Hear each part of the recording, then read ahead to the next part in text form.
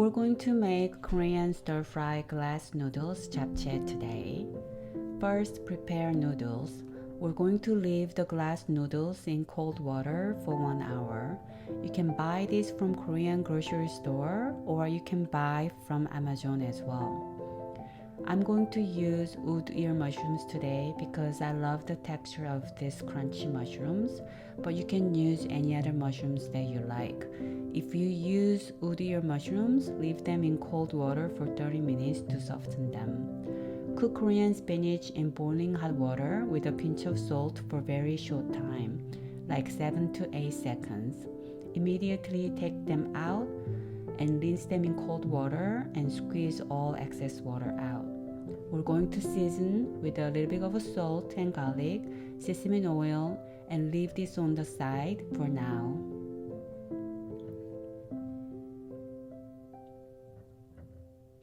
Let's season the beef. You can also use pork if you prefer. I am using sirloin beef today. Add 1 tablespoon of soy sauce, corn syrup, garlic, and sesame oil. It's basically very similar to Korean bulgogi sauce without sugar. Mix to marinate this for 30 minutes. All vegetables basically should be long strip shapes to match with the noodles. Trim the mushrooms. If you're using wood ear mushrooms, remove the hard bottom part and cut them to a small, easy biteable size. Everything is pretty much ready. Let's cook all ingredients. Cook beef, stir fry all vegetables and mushrooms with a pinch of salt. Fry them until it's cooked enough, but don't overcook vegetables. We want the vegetables to still have nice texture.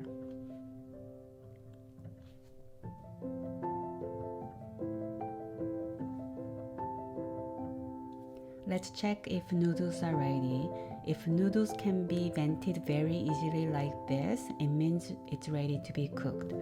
Let's prepare sauce for noodles. 1 cup of water, half tablespoon of oil. Any plain vegetable oil is okay. I use avocado oil. 6 tablespoons of dark soy sauce, 1 tablespoon of brown sugar.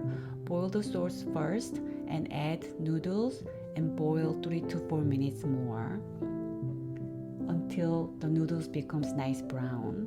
Add all prepared other ingredients to mix. Add sesame oil to give some coating around the noodles.